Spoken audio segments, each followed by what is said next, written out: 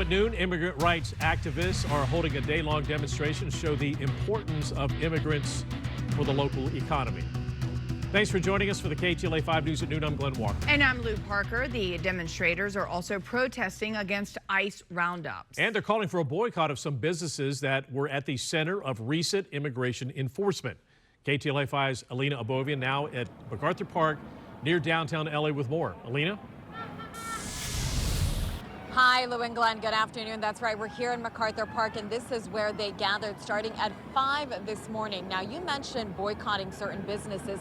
It's because some of the people who are part of this demonstration, they're either fast food workers or they work for major retailers, and they have decided for today to skip work in order to be here to be a part of this in a show of solidarity. Now, take a look behind me. It is pretty slow now, but earlier we had dozens of people here, and as I mentioned, they started at 5 this morning. Take a look at this. This is Sky 5 video, which gives you a different angle at this hour.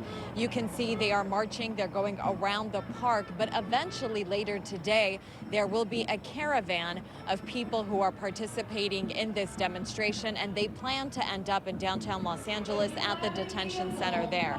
Now, throughout the day, we have seen several groups of people here from SHRLA, from CIPC, from SEIU 721, various unions, and also immigrant rights groups.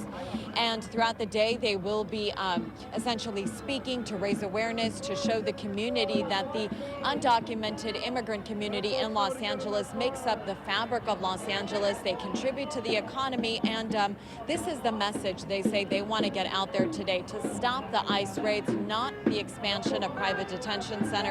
They want to end the military occupation in Los Angeles. That's according to organizers.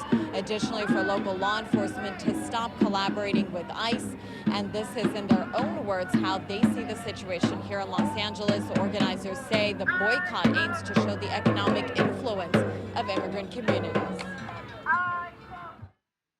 The message is like we drive the economy here.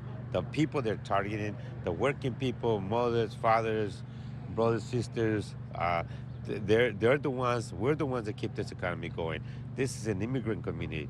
California is an immigrant town, a state. So we need the administration to understand, by targeting our people, they're targeting the very people that make this country run. And back out here, you can see the crowd. They have made their way back to, this is the corner of Wilshire and the entrance point to MacArthur Park. They will be here throughout the day and eventually in downtown LA to protest in front of the detention center. That is the very latest. I'm Lena. Send it back to you, studio. All right, thank you, Alina.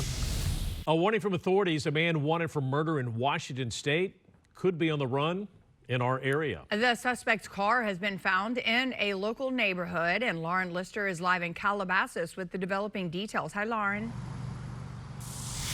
Hi, Lou. Hi, Glenn. New reaction from the victim's family member at this hour as authorities say a manhunt that started in Washington State has now spanned the distance to here in SoCal, where behind me on the 23,000 block of Calabasas Road, authorities say they found the suspect's abandoned vehicle and say he may still be in the area. Take a look. This is the man who they are looking for any information about. Longview Police Department in Washington say 51-year-old Washington man Alexander Lee Rogers is wanted in connection with an August 5th murder and attempted murder in Longview, a Washington city near the Oregon border. Rogers is described as a white man, 6'2", about 190 pounds. Shown in body cam images Longview PD says are from an unrelated contact they had with him earlier on the same day as the alleged murders. They say his partially spray painted black BMW was found in Calabasas. Nephew of the victims with this message today. A very dangerous man. Is willing to do anything to get away. People need to be on the lookout, and they need to watch themselves. But I want justice for my family. I want justice for anything that he's ever done.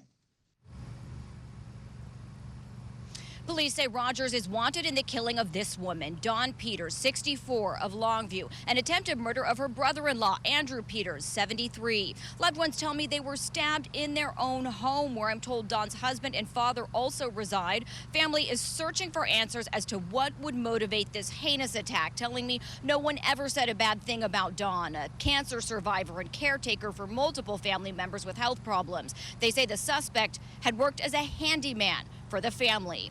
Back out here live, loved ones tell me Andrew Peters, who was injured in the attack, is expected to survive. As for the suspect, authorities say he's believed to be armed and dangerous. In fact, he just recently was released from prison, where he served 20 years for a machete attack. Anybody who sees him is urged not to make any contact with him, but to call 911. That's the latest live here in Calabasas. I'm Lauren Lister. I'll send it back to you. All right, thank you, Lauren.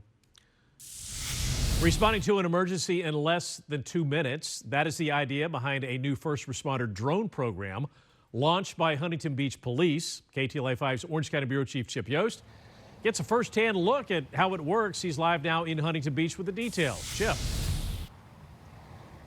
Yeah, hello there. Yeah, Huntington Beach, like a lot of police departments, uses drones, but they use them in a way many others do. They have a drone in the trunk of an officer's car. If an officer responds to a call, that officer, who also has a license to fly the drone, will get the drone out, they'll launch it, and they'll go see if they can get any good information from the visuals coming from the drone. Well, they are now switching to a new model known as Drone as First Responder, and it'll work this way. Here's some video provided by the police department. The drone will be located on different roofs. There'll be 3 of them throughout the city on different roofs in different parts of the city. Instead of being with an officer, the drone, when a 911 or emergency call comes in, it will launch immediately to go to the scene. Instead of having to be with an officer, wait till the officer gets there and the officer launching it, it will launch right away to the scene, often getting there before any officers do. Police believe that will bring the response time down to from about 5 minutes for an officer to respond. They say a drone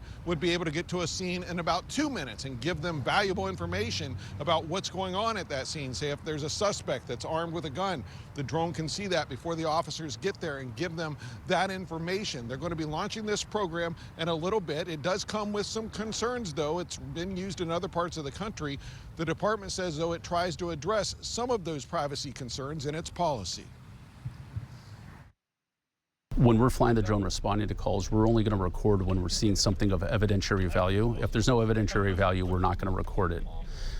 If there is evidentiary value, obviously we're going to store it with our standard digital evidence repository, and it'll be forwarded to the district attorney's office. We have our departmental policy in place. It says we are not going to be proactive with this. We are not going to be surveilling. This is a reaction to calls to help the officers who are en route to calls. Now, the department says they'll have these drones on rooftops in 3 different locations around the city.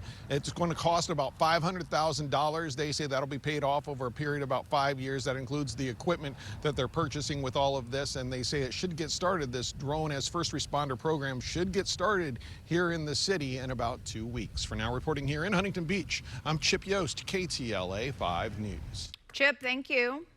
A group of street vendors suing the city of Fontana, claiming discrimination. The lawsuit says local policies on street vendors are unconstitutional and target low-income and migrant communities. They say the city has put rules in place so vendors must meet requirements not faced by brick-and-mortar businesses, including expensive insurance policies and annual background checks. They also claim city contractors have been allowed to harass street vendors. It's a playbook we all know all too well. Intimidation, lack of accountability, and targeting the most vulnerable among us. In a statement to KTLA, Fontana's city manager said, quote, "We reserve comment until we've had the opportunity to review the complaint," unquote. Officials say that no vendors have been arrested or cited. The LADWP says a boil water notice is still in effect in parts of Granada Hills and Porter Ranch affected by last week's water outage. Water service was restored early yesterday, but the DWP says they're still testing to make sure that the water is safe to drink. So until the state signs off on the test results, customers in those areas should still boil tap water for at least 1 minute if they're using it for drinking or cooking. All right, time to check in with Casey. Hi, Case. It's nice out, huh? Nice out if you're closer to the coast, like Laguna Beach. But heading inland, we're still going to see really warm temperatures once again today and tomorrow, and then we'll start cooling off. 80 in Burbank currently, 77 in Fullerton. It's 85 in Corona and 70 in Oxnard. Extreme heat warning for the Antelope Valley will finally expire tonight, and so will the heat advisory for the eastern San Gabriel's, the I-5 corridor, and the Highway 14 corridor. Again, temperatures will be below average for us all by the end of the week. Today, we're expecting it to be 103 in Palmdale, 95 for Santa Clarita, 90 for Van Nuys, 75 for